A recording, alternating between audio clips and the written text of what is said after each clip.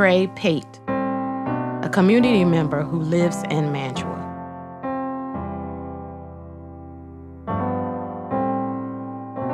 Home is where the heart is. But what if you keep losing your heart?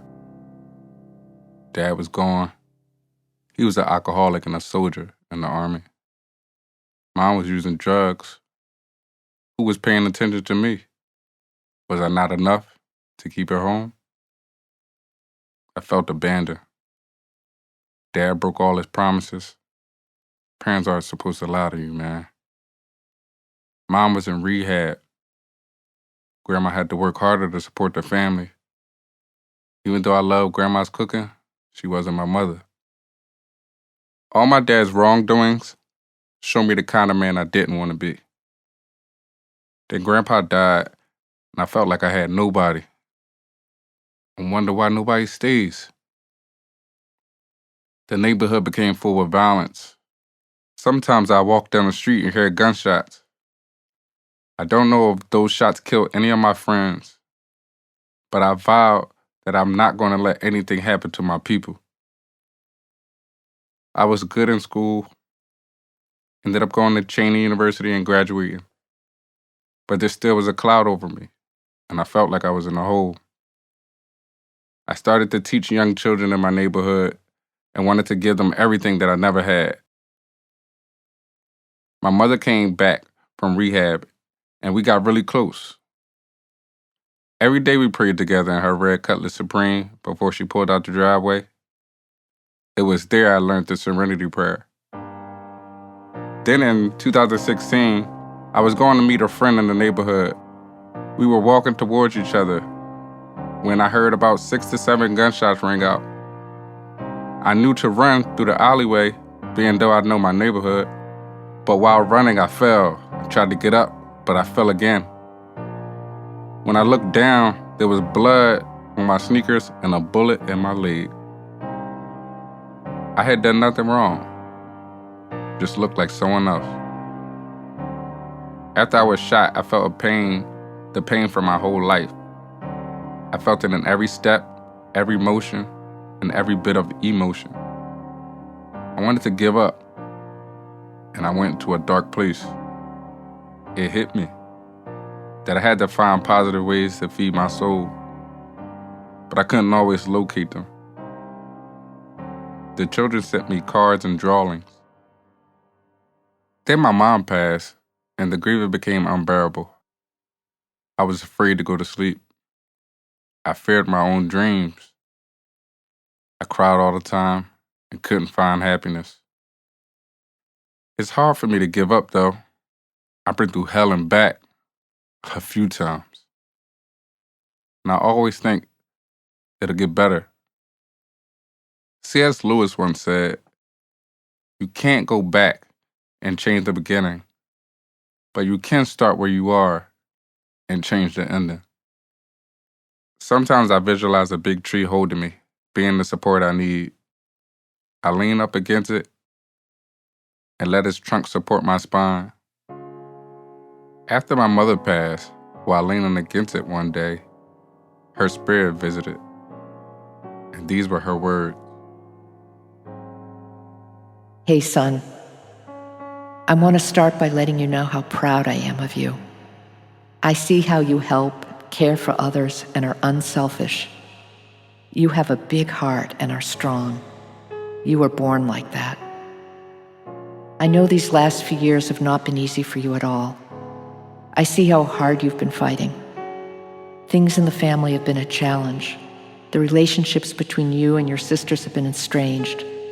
But I know that you are all better than this.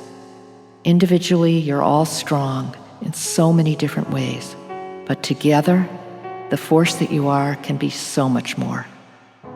You have a niece and a nephew who look up to you, and you can't show them anything but a good fight. I want you to remember that I didn't leave you. I just had to go and get my rest. It was just my turn, and he called. Continue to stay strong, work on those relationships that still need healing, and continue to be who those around you need you to be, even if you don't get it in return. That's how you feed your soul, son. I've taken steps to fill that void that was once missing in your life. I know it scared you. I'll help you in any way I can, but you won't see a sign that I was here. You are the sign, a strong, loyal, resilient man committed to helping support the next generation of leaders. Remember that the ultimate goal is to survive through God's will, if not ours be done. I love you, son. I want to be a beacon of light for those who are still hurting and grieving and thinking that there's no way out. You can change. You can find peace. My students bring me a sense of belonging, a sense of being important. They never see me in a neighborhood smoking or drinking. They'll never see me lose my cool. I will always be a role model to them. To them, I'm just Mr. Trae, the one man that they won't see standing on the corner. My wish for the children is that they'll be better than me. They'll take it to the next level and become prosperous. When I got shot, I had a female student who was 11 years old who died a week earlier. I questioned God, why did you let me live and let this wonderful little girl die? Dudes on the corner approach me and tell me how much they appreciate what I'm doing for these kids. It feels good to get kudos from the people in my neighborhood, especially when you don't think you matter. That's why I love my neighborhood. It's made me who I am. I'm not here to teach these kids their ABCs and 1, 2, 3s. I'm here to teach them how to survive. I've got to stay out of trouble. I can't be a sour seed. The commitment to my community sometimes drives me crazy. Community is everything.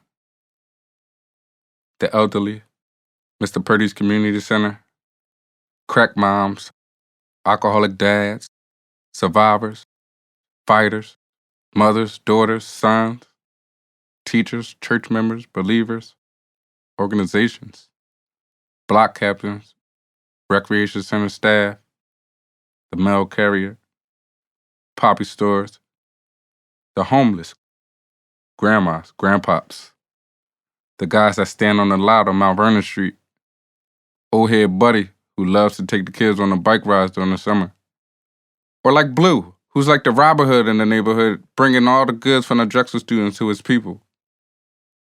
We're all community. We're all everybody. Home is where the heart is, and my heart is in Mantua.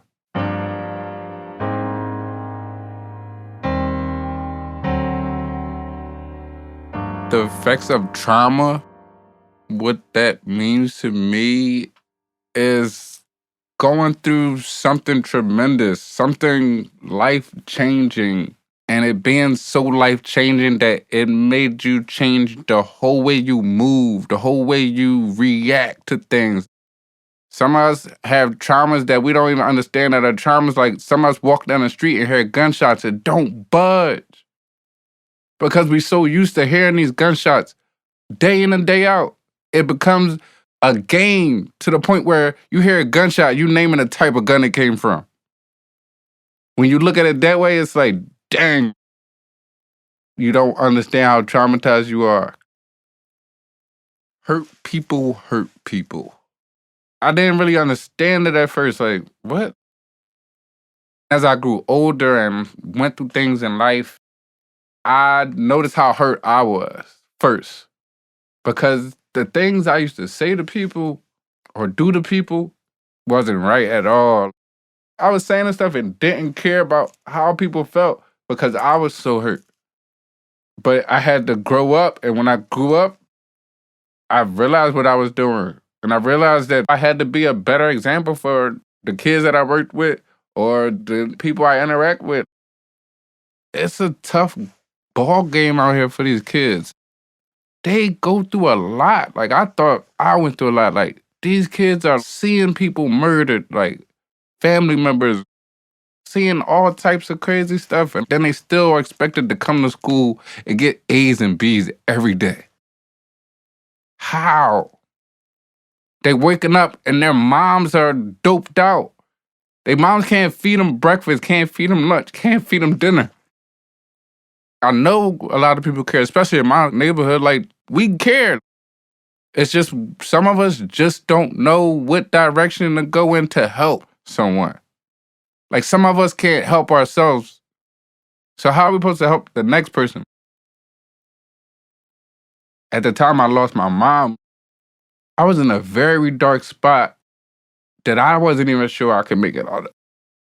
I was introduced to gardening, and as I started doing it, I started getting instant gratification from watching a plant sprout out of the soil. And it's like, oh, I did something. I did something right. I grew a plant from the seed, and it grew into something amazing. And I could look at that every day like, I did that. I helped that grow. I fed that. I put nutrients into that, and it became something beautiful. What I hope the people will say about me in 50 years, he never gave up on those kids. I am Trae, the savior of children.